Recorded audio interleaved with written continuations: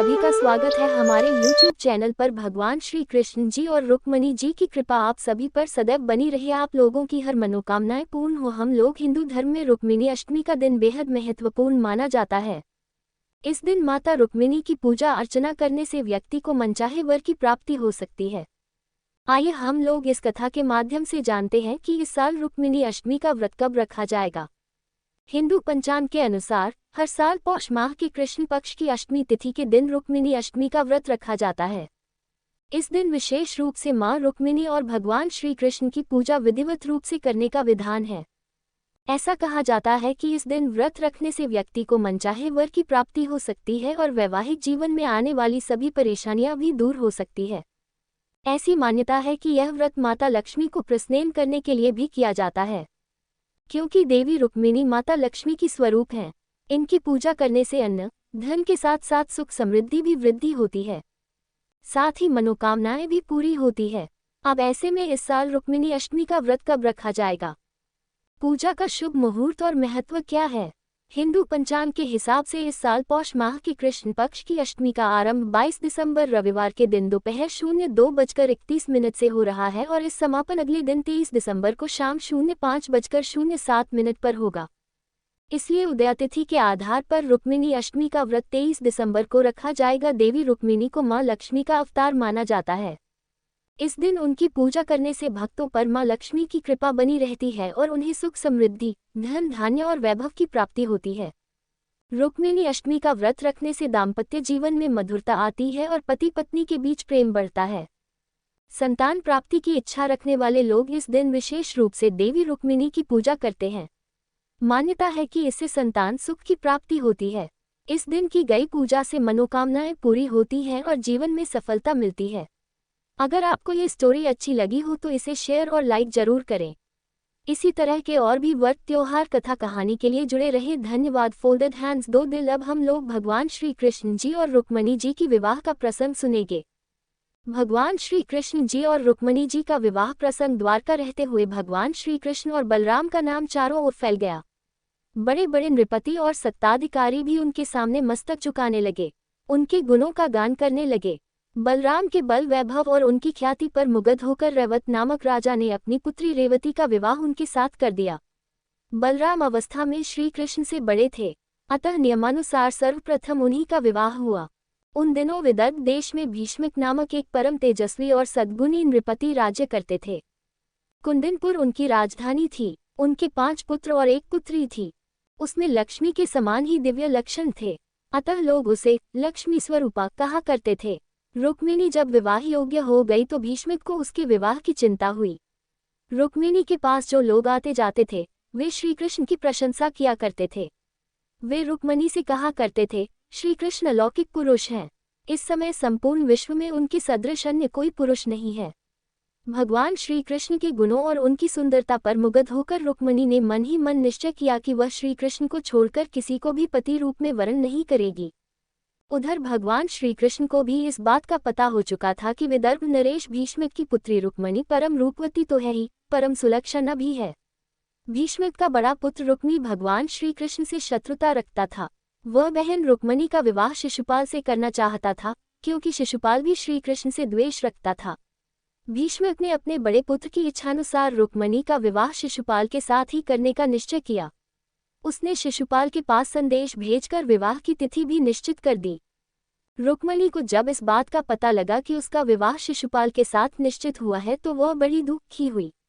उसने अपना निश्चय प्रकट करने के लिए एक ब्राह्मण को द्वारका कृष्ण के पास भेजा। रुक्मिणी जी ने श्री कृष्ण जी के पास संदेश भेजा, हे नंदन, आपको ही पति रूप में वरण किया है। मैं आपको छोड़कर किसी अन्य पुरुष के साथ विवाह नहीं कर सकती। मेरे पिता मेरी इच्छा के विरुद्ध मेरा विवाह शिशुपाल के साथ करना चाहते हैं। विवाह की तिथि भी निश्चित हो गई। मेरे कुल की रीति है कि विवाह के पूर्व होने वाली वधू को नगर के बाहर गिरिजा का दर्शन करने के लिए जाना पड़ता है। मैं भी विवाह के वस्त्रों में सज धज कर दर्शन करने के लिए गिरिजा के मंदिर में जाऊंगी। मैं चाहती हूँ आप गिरिजा मंदिर में पहुंचकर मुझे पत्नी रूप में स्वीकार करें। यदि आप नहीं पहुंचेंगी तो मैं आप अपने प्राणों का परित्याग कर दूंगी। रुक्मिणी का संदेश पाकर भगवान श्री कृष्ण रथ पर सवार होकर शीघ्र ही कुंदिनपुर की ओर चल दिए। उन्होंने रुक्मणी के दूत ब्राह्मण को भी रथ पर बिठा लिया था। श्री कृष्ण के चले जाने पर पूरी घटना बलराम के कानों में पड़ी। वे ये सोचकर चिंतित हो उठे कि श्री कृष्ण अकेले ही कुंदनपुर गए हैं, अतः वे भी यादवों की सेना के साथ कुंदनपुर के लिए चल पड़े। उधर भीष्मक ने पहले ही शिशुपाल के पास संदेश भेज दिया था। फलतः शिशुपाल निश्चित तिथि पर बहुत बड़ी बारात लेकर कुंदनपुर जा पहुंचा। बारात क्या थी, पूरी सेना थी। शिशुपाल की उस बारात में जरासंध, पौंड्रक, शाल्व और वक्रनेत्र आदि राजा भी अपनी अपनी सेना के साथ थे। सभी राजा कृष्ण से शत्रुता रखते थे। विवाह का दिन था। सारा नगर बंधनवारों और तोरणों से सज्जित था। मंगल वाद्य बज रहे थे, मंगल गीत भी गाए जा रहे थे। पूरे नगर में बड़ी चहल पहल थी। नगर वासियों को जब इस बात का पता चला कि श्री कृष्ण और बलराम भी नगर में आए हुए हैं, तो वे बड़े प्रसन्न हुए। वे मन ही मन सोचने लगे, कितना अच्छा होता यदि रुक्मणी का विवाह श्री कृष्ण के साथ होता, क्योंकि वे ही उसके लिए योग्य वर हैं। संध्या के पश्चात का समय था। रुक्मणी विवाह के वस्त्रों में सज धज कर गिरिजा के मंदिर की ओर चल पड़ी। उसके साथ उसकी सहेलियां और बहुत से अंगरक्षक भी थे। वह अत्यधिक उदास और चिंतित थी, क्योंकि जिस ब्राह्मण को उसने श्री कृष्ण के पास भेजा था, वह अभी लौटकर उसके पास नहीं पहुंचा था। रुक्मणी ने गिरिजा की पूजा करते हुए उनसे प्रार्थना की, हे माँ, तुम सारे जगत की माँ हो, मेरी अभिलाषा पूर्ण करो। मैं श्री कृष्ण को छोड़कर किसी अन्य पुरुष के साथ विवाह नहीं करना चाहती। रुक्मणी जब मंदिर से बाहर निकली तो उसे वह ब्राह्मण दिखाई पड़ा। यद्यपि ब्राह्मण ने रुक्मिणी से कुछ कहा नहीं, किंतु ब्राह्मण को देखकर रुक्मिणी बहुत प्रसन्न हुई।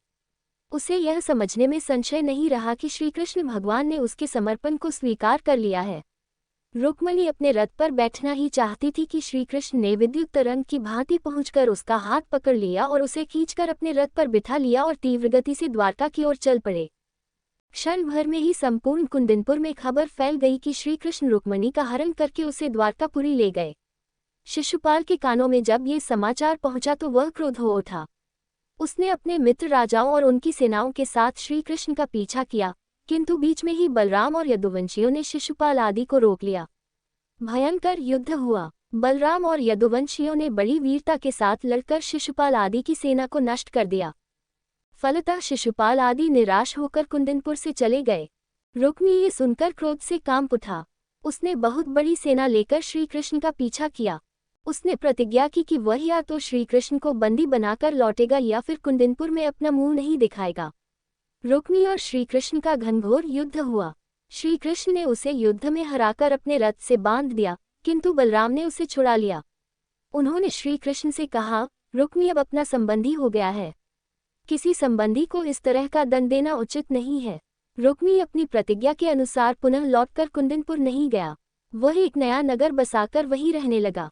कहते हैं कि रुक्मी के वंशज आज भी उस नगर में रहते हैं। भगवान श्री कृष्ण ने रुक्मिणी को द्वारका ले जाकर उनके साथ विधिवत विवाह किया। प्रद्युम्न उन्हीं के गर्भ से उत्पन्न हुए थे, जो कामदेव के अवतार थे। श्री कृष्ण की पटरानियों में रुक्मिणी का महत्वपूर्ण स्थान था। उनके प्रेम और उनकी भक्ति पर भगवान श्री कृष्ण मुग्ध थे।